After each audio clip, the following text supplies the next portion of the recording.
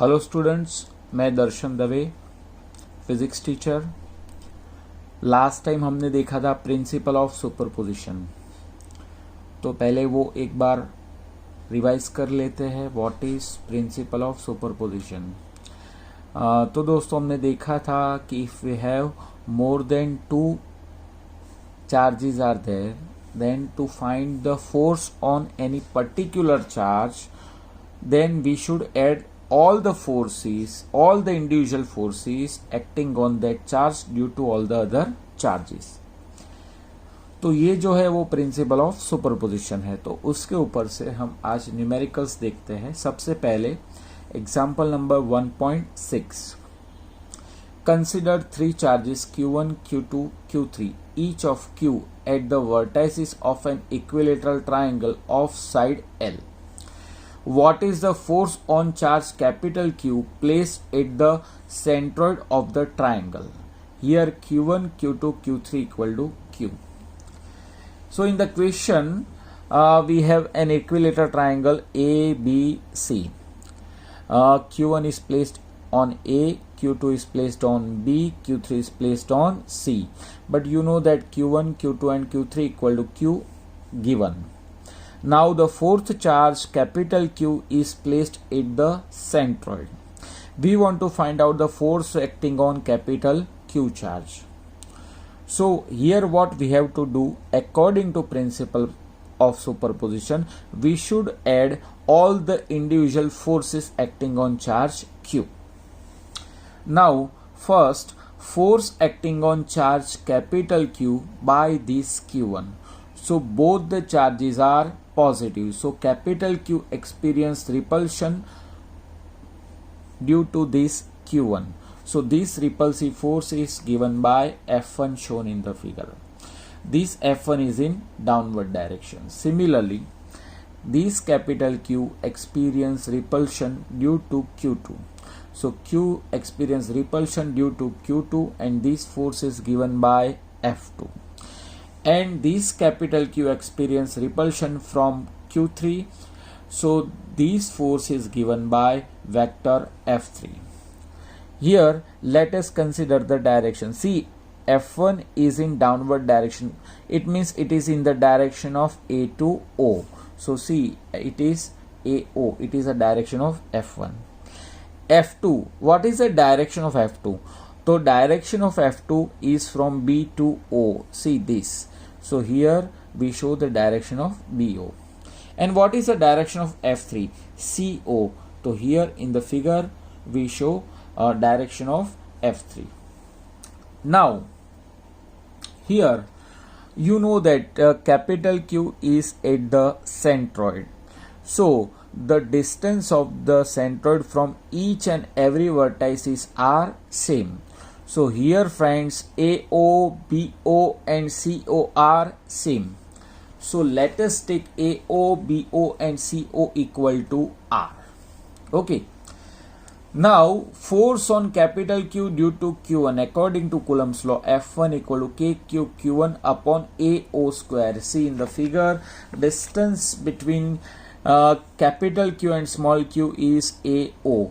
So F1 is equal to K capital Q small q upon AO square and its direction is unit vector AO. So F1 is equal to K capital Q small q, because we know that Q1 equal to Q AO square unit vector AO. Now force on capital Q due to another charge Q2. See friend, in the figure the distance of Q2 from Q is also BO and we know that BO equal to R. So force on Q due to Q2 vector F2 equal to K capital Q small q upon BO square and its direction is unit vector BO. So you can see in the figure it is a direction of BO. Now force on capital Q due to Q3 is given by F3 vector F3 is equal to KQ upon CO square CO unit vector CO. Here friends we are taking Q1 equal to Q in this F2 we are taking Q2 equal to Q. In this equation vector F3 we are taking Q3 equal to Q, because you know that Q1, Q2 and Q3 are same. Now according to principle of superposition, to find the resultant force we should add all the forces, vector F1, vector F2, vector F3. So resultant force on capital Q is given by vector F is equal to vector F1 plus vector F2 plus vector F3. So by placing all these value, see in the equation, this value F1, this value F2, this value F3, we should add all of them. So which quantities are common? K, capital Q, small q are common. Now we know that AO, BO and CO, AO, BO and CO equal to what? R. So here it is R square, it is also R square, it is also R square. So in the equation R square also common. So now what is the remaining in this bracket? A vector AO, unit vector AO, unit vector BO and unit vector CO. Okay. Now see friend, in the second figure it is vector AO, it is vector BO and it is vector CO. So it is a closed figure, and according to vector algebra, if we get the closed figure, then summation of all that vector is 0. So here AO, vector BO, vector CO, it is a closed figure. बेटा कैसे closed figure हम देखते हैं? ये tell और head, ये head और tell, ये हेड और टेल, यानी हर जगह हेड और टेल मिलता है तो उसको हम क्या बोलते हैं? Close figure. तो यानी ये AO, BO और CO का एडिशन क्या होता है? 0. तो unit vector of AO, unit vector of BO, unit vector of CO, उनका एडिशन क्या होगा? 0. 0 into KQ by R square. तो फाइनल आंसर क्या होगा? 0. तो मतलब कि resultant force acting on charge capital Q is equal to 0. Once again बेटा क्विक रिविजन देखते हैं. Here we have 3 charges, let us say Q, Q and Q. We want to find out force and acting on capital Q. Force on capital Q by small q is F1. Force on capital Q by small q is F2. Force on capital Q by this small q is F3. And it is a direction of F1, it is a direction of F2, it is a direction of F3. Let us take force on Q by Q1 is given by vector F equal to KQ, Q1 upon AO square. AO unit vector, Q1 equal to Q. Similarly F2 KQQ upon BO square, unit vector BO, and F3 equal to KQQ CO square, unit vector CO. According to principle of superposition, by adding all of them, KQQ common निकल जाएगा. तो नीचे क्या बचेगा? AO square, BO square, CO, but AO, BO and CO is also R. Okay, so यानी R square भी हम यहाँ पे डिनोमिनेटर में कॉमन निकाल सकते हैं. तो फाइनली क्या बचेगा? AO, BO, unit vector of AO plus unit vector of BO plus unit vector of CO. ठीक है. But in this figure, unit vector AO, unit vector BO, unit vector CO make close figures, and addition of all of them is 0. So a vector AO, unit vector of AO, unit vector of BO, unit vector of CO, their addition should be 0. So 0 into this. So finally its answer is 0. So resultant force is 0. Okay, beta, it is illustration number 1.6. Now let us discuss illustration 1.7.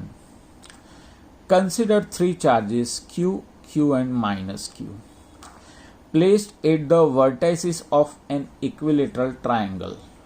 What is the force on each charge?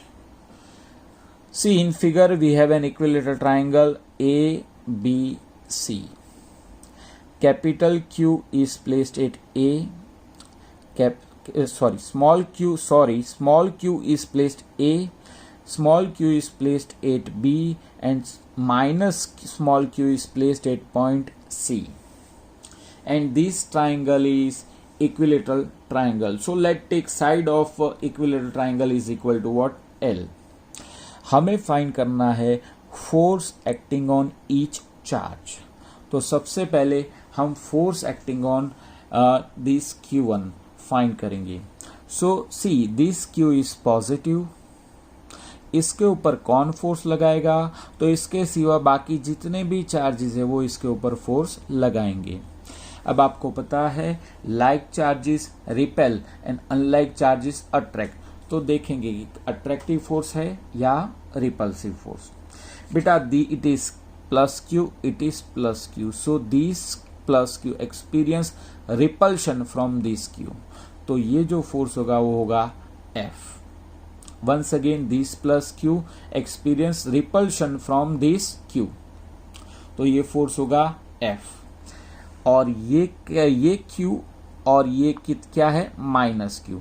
तो ये Q ये minus Q side attract होगा तो ये attractive force होगा ये direction में. Once again ये प्लस Q है, ये क्या है? Minus Q. तो क्या होगा? अट्रैक्शन. तो ये होगा F.